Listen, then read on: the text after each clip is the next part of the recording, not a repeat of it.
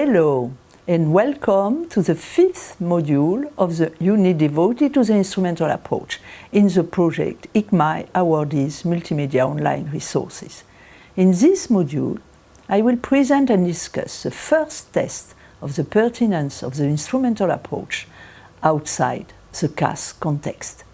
It started with a doctoral thesis of a student of mine, Mariam Aspekian, with whom I have prepared this module. The theme of her thesis, defended in 2005, was the integration of spreadsheet technology in middle school mathematics. Indeed, from the 80s, mathematics education research had considered the technology, imported as CAS from the professional world, and it had showed its potential for learning mathematics.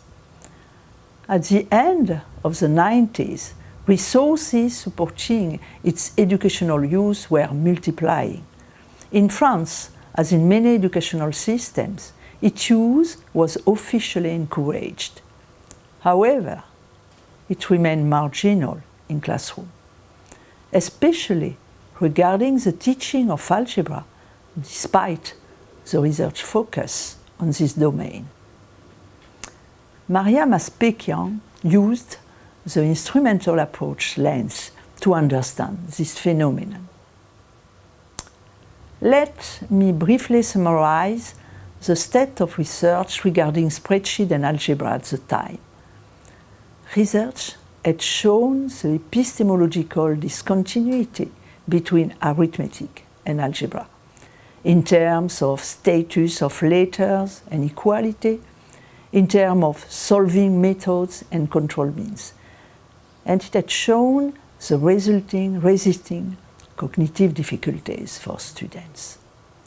Many researchers, following pioneers such as Teresa Rojano and Rosamond Sutherland, shared the view that the use of spreadsheet could help smooth the transition between arithmetic and algebra by making possible intermediate states.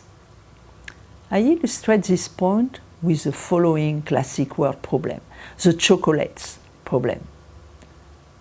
100 chocolates are distributed amongst 3 groups of children.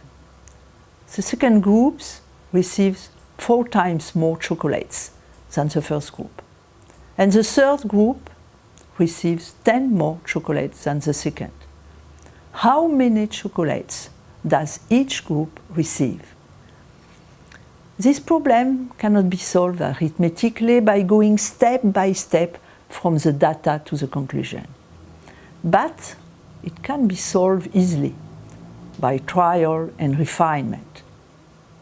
It can also be solved algebraically, either by introducing 3 unknowns and writing a linear system of 3 equations, either by introducing only 1 unknown, for instance the number of chocolates got by the first group, and writing a single equation, as shown on this slide. The solving process with a spreadsheet has similarities both with arithmetic and algebraic solutions. The 3 unknowns are materialized by the 3 cells A2, B2, and C2 containing numbers connected by formulas.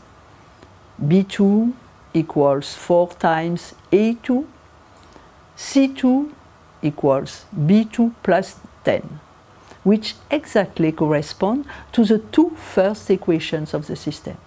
And the formula for D2 corresponds to the first number of the third equation.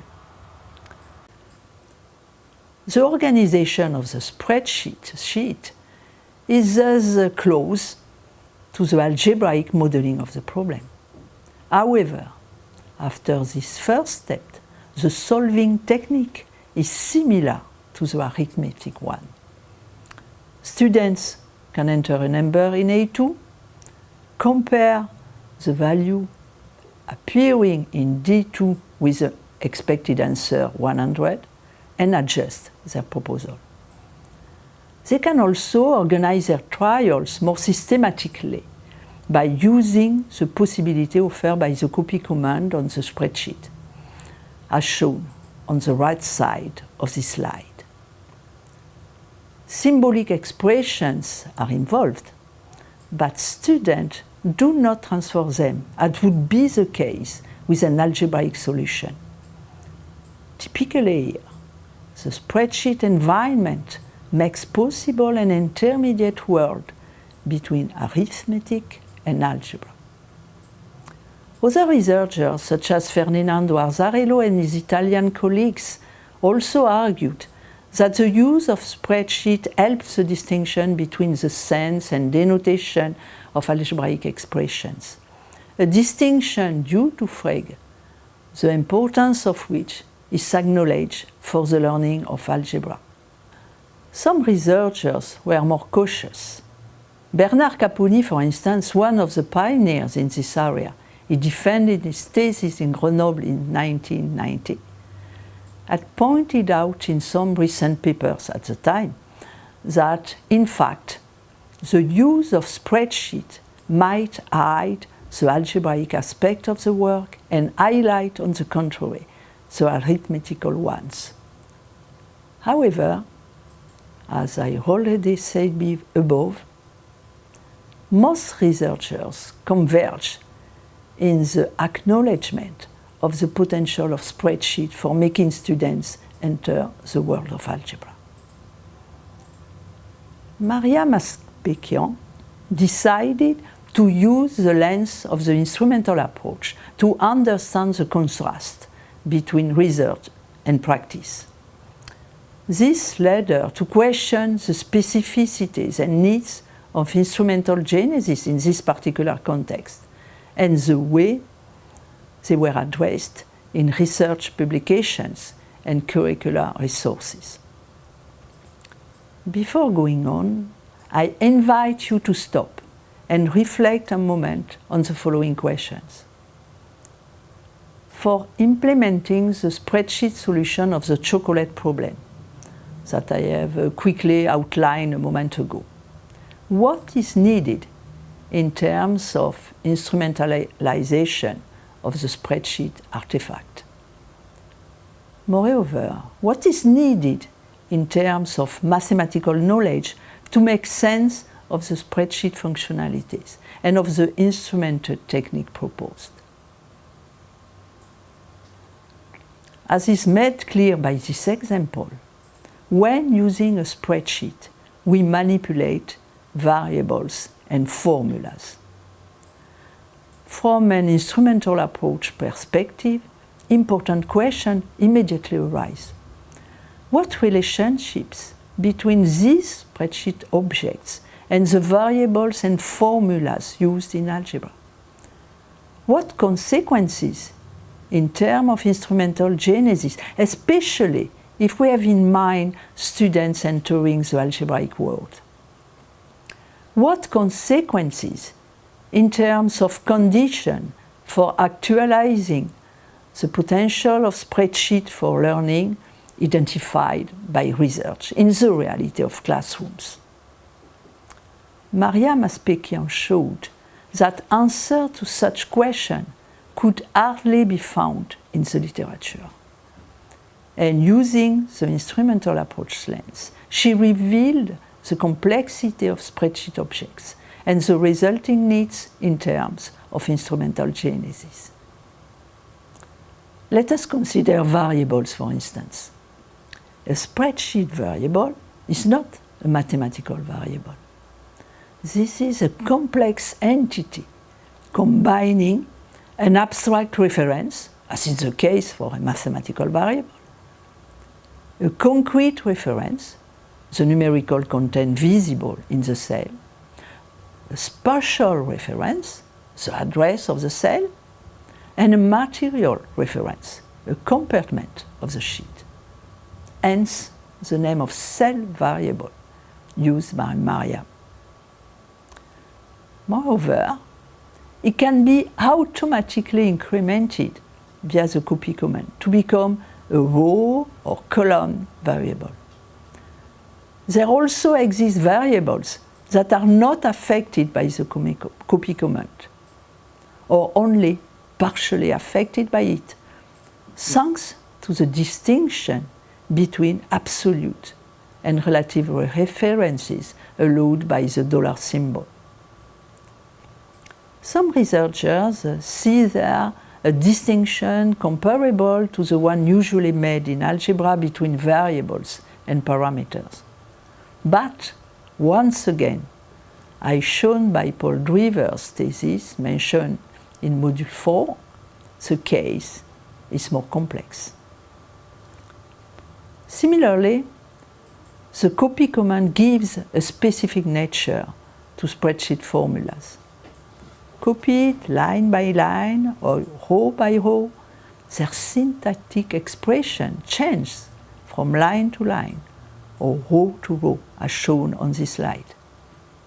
How can students understand the unity existing beyond these variations when entering the algebraic world? This is, however, a basic need of the spreadsheet instrumental genesis. As well shown by Maria Maspekian, this complexity and needs were highly underestimated in most research publications and in spreadsheet resources. And this phenomenon was reinforced by the fact that the resources proposed and the examples analyzed in publication most often corresponded to interesting but isolated situations. Revealing this complexity contributed to understanding the observed teacher reluctance to use spreadsheet for supporting the entrance in algebra, and why they prefer to use this technology for supporting the development of functional thinking with students already introduced to algebra, or the learning of other mathematical domains, especially statistics. Beyond this affordance, this first test of the instrumental approach outside the CAS also led to a new construct, the notion of instrumental distance that I will introduce now. The instrumental analysis indeed made clear the distance created by the spreadsheet with the objects, solving techniques, representations, emblematic of elementary school algebra, at least in France.